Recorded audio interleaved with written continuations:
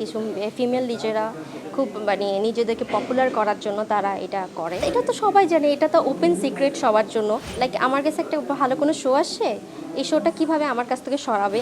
হ্যাঁ, অসংখ্য প্রপোজাল আসে। তো সেই ২,৫০০ টাকা থেকে আমি যদি এখন ৮০, ১,২০,০০০ নিতে পারি পেমেন্ট, সো এটা নিজের উপর ডিপেন্ড করে কিভাবে আপনি স্ট্রংলি হ্যান্ডেল করবেন ব্যাপারগুলো।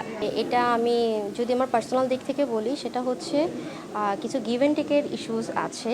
যেটা হচ্ছে কিছু ডিজেরা যায়, কিছু ফিমেল ডিজেরা খুব নিজেদেরকে পপুলার করার জন্য তারা এটা করে। তো যার কারণে দেখা যাচ্ছে কি তারা গিভ অ্যান্ড টেকের ইস্যুতে ভালো ভালো শোগুলো কম পেমেন্টে করে। আবার কিছু ভালো শো আমি যেটা করি সেটার পেমেন্ট আমি ধরে রাখি। আর হচ্ছে আমার তো আজ পর্যন্ত আলহামদুলিল্লাহ আমার কোনো গিভ অ্যান্ড টেকে যাওয়া লাগেনি, যেহেতু আমি ৪-৫টা কোম্পানির সাথে কন্ট্রাকচুয়ালভাবে কাজ করছি, like Coca Cola, ACI, Yamaha, Suzuki, royal Enfield. So এইসব কোম্পানির সাথে কাজ করার কারণে আমার কোনো কোম্পানির সাথে কোনো সমঝোতাতে যাওয়ার প্রয়োজনই পড়ে না। এটা তো সবাই জানে, এটা তো ওপেন সিক্রেট সবার জন্য। এটা মডেল বলেন, অ্যাজ এ ডিজে বলেন, সবার জন্য এটা একটা ওপেন সিক্রেট।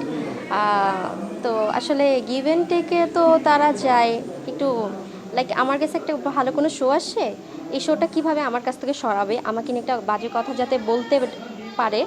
তো সেই ক্ষেত্রে তারা কি করে, কম টাকায়, লাইক আমি যে শোটা ৪০,০০০-এ করবো সেই শোটা তার ১০,০০০ টাকায় চলে যাচ্ছে, জাস্ট তার নামটা ফুলানোর জন্য যে আমি এই কোম্পানিতে কাজ করেছি, আর আমার নামে যে দুই একটা কথা পোক মেরে বলার জন্য এই সুযোগটা তারা খুঁজে। আর গিভ অ্যান্ড টেকে তো তারা যাবে, কারণ কিছু ফিমেল ডিজে আসে, তারা হচ্ছে ডান্সার ছিল, সোনারগাঁতেই ডান্সার ছিল। তো তাদের ব্যাকগ্রাউন্ড তো সেরকম ভালো না, সো তারা তো এই টাইপসের কথা বলবে বা এই টাইপসের কাজে যাবেই। হ্যাঁ, অসংখ্য প্রপোজাল আসে। ওটা প্রতিনিয়তই আসে, প্রতিদিন হোয়াটসঅ্যাপে আসে বা আমার ফেসবুকে পেজে আসে, মেসেঞ্জারে আসে, আসতেই থাকে। বাট আমার কাছে এগুলো কোনো ম্যাটার করে না, কারণ আমি কিছু এমনভাবে নিজের নামটা তৈরি করে ফেলেছি যার কারণে আমার গিভ অ্যান্ড টেকের কোনো ইস্যুসই নেই।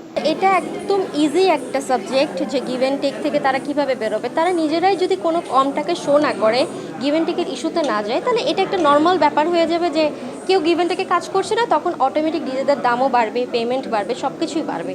তো এটা আসলে জুনিয়রদের উপর ডিপেন্ড করে তারা কিভাবে মিডিয়াটা ধরে রাখবে বা নিজেদের কাজগুলো, ক্যারিয়ারগুলোকে ধরে রাখবে। তারা যদি গিভ অ্যান্ড টেকে যায়, এখন আমাদের ধরার বা বলার কিছুই নেই, এটা তাদের ব্যক্তিগত ব্যাপার।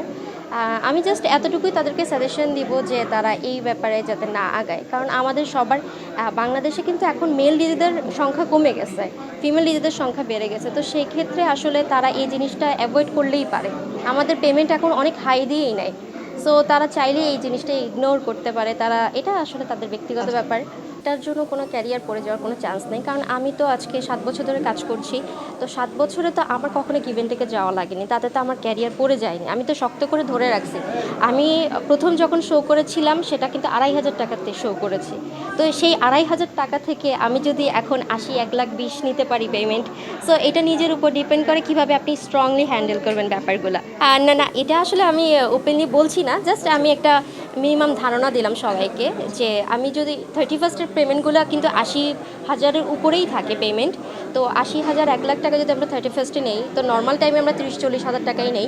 তো এটা একটা নর্মাল ব্যাপার, আমি সেটাই বলছি। যদি আমরা নিজেকে স্ট্রংলি ধরে রাখি, তো আমাদের গিভ অ্যান্ড টেকে যাওয়ার কোনো প্রয়োজনই পড়ে না, কারণ বাংলাদেশে ফিমেল ডিজে ছাড়া যে কোনো শোই অচল। আর ফিমেল ডিজে মানি হচ্ছে একটা অ্যাট্রাকশন, প্রত্যেকটা শোর মানে মাত্রাকে উপরে তুলে নেয় ফিমেল ডিজে। ফিমেল ডিজে ছাড়া আসলে এখন কোনো শোই চলে না।